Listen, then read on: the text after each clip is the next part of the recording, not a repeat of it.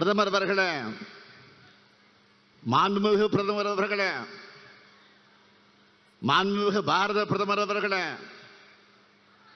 India கூட்டணி மாபெரும் வெற்றி வெற்றி வெற்றின்னு ஜூன் 4ஆம் தேதி வரவுள்ள செய்தி உங்க தூக்கத்தை தான் தொலைக்க போகிறது. நாம கேட்பது தமிழ் மீதும் தமிழ்நாட்டின் மீதும் தமிழர்கள் மீதும் உங்களுக்கு ஏன் இவ்வளவு அவ்வளவு வெறுப்பு? தமிழ்நாட்டுக்கு விரோதமாக எல்லாத்தையும் செஞ்சுட்டு தமிழ்தான் மூத்தமிழ்னு பிரதமர் மோடி நீலிக்கண்ணீர் வடிக்கலாமா? நான் கேட்கிறேன், சமஸ்கிருத வளர்ச்சிக்கு நீங்க கொடுத்த நிதி எவ்வளவு? தமிழ் வளர்ச்சிக்கு நீங்கள் கொடுத்த நிதி எவ்வளவு? இதை கூச்சம் இல்லாம தமிழ்நாட்டுக்கு வந்து சொல்வார் அவர்? நீங்கள் வளர்க்கிற வெறுப்பு என்ன பண்ணுதுன்னு தெரியுமா? ஒன்றிய பாஜக அமைச்சர் ஒருத்தர் பெங்களூர்ல வெடிச்ச குண்டு தமிழர்கள் வச்ச குண்டுன்னு சொல்றாரு. தமிழர்கள் என்ன வன்முறையாளர்களா, பயங்கரவாதிகளா? நான் கேட்கிறேன், தமிழ்நாட்டு மக்கள் எப்படியெல்லாம் நீங்கள் கொச்சைப்படுத்தி இப்ப பேச ஆரம்பிச்சிருக்கீங்க? பாஜகவை சேர்ந்தவங்களோட எண்ணம் முழுக்க எங்க இருக்கு? பாஜக மக்கள் கிட்ட இருந்து சுரண்டுமே தவிர மக்களுக்கு எதுவுமே செய்யாது. அதனாலதான் மக்கள் இயற்கை பேரிடரில் பாதிக்கப்படும் போது நம்மளோட நிதியிலிருந்து நாம தரோம். அதையும் மனசாட்சி இல்லாம கொச்சைப்படுத்தி அதுல ஆனந்தம் அடைகிறது என்ன மாதிரியான அரசியல்?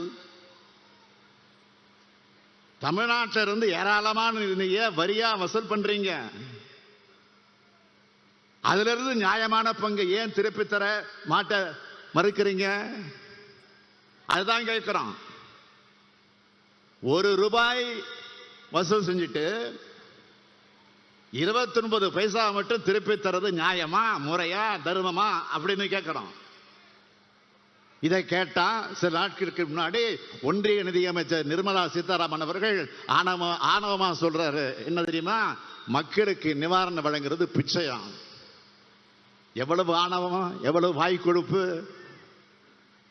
மாண்புமிகு நிர்மலா சீதாராமன் அவர்களே, உங்கள் அரசியலுக்காக தமிழ்நாட்டு மக்களை நீங்க கொச்சைப்படுத்துவீங்களா? பாதிக்கப்பட்ட மக்களை அவமானப்படுத்துவீங்களா? மக்களுக்கு கொடுக்கிறது எதுவுமே பிச்சை அல்ல, அது அவங்களுடைய உரிமை. மக்கள் பாதிக்கப்படுறப்போ அவங்க உதவி செய்ய வேண்டியது அரசியல் இருக்கக்கூடிய நம்முடைய கடமை. அந்த கடமையைத்தான் திமுக அரசு சரியா செஞ்சுக்கிட்டு இருக்கு. கார்பரேட் கம்பெனிகளுக்கு பல்லாயிரம் கோடி தள்ளுபடி செய்யறீங்களா? தொழிலதிபர் கூட்டத்தில் போய் இப்படி பேசுவீங்களா? ஏழைகள்னா அவ்வளவு இலக்காரமா? ₹1 பொருள் வாங்கினா கூட வரி கட்டுறாங்களே மக்கள். அவங்க பாதிக்கப்படும் போது அரசாங்கம் உதவணும் தானே எதிர்பார்க்கிறது. அது தவறா? மக்களுக்கு உதவ முடியலன்னா எதுக்கு நிதியமைச்சர் பதவி? பாஜகவில் இருக்கிற ஒவ்வொருத்தருக்கும் சொல்றேன், உங்களுடைய இந்த ஆணவம் தான் பாஜகவை வீழ்த்த போகுது. பாதகம் செய்பவரை கண்டால் நாம் பயங்கொள்ளலாகாது பாப்பா. மோதி மிதித்து விடு பாப்பா, அவர் முகத்தில் உமிழ்ந்து விடு பாப்பா. அண்மை செய்திகளை உடனுக்குடன் தெரிந்து கொள்ள இணைந்திருங்கள் இயம்நாடு தொலைக்காட்சியுடன்.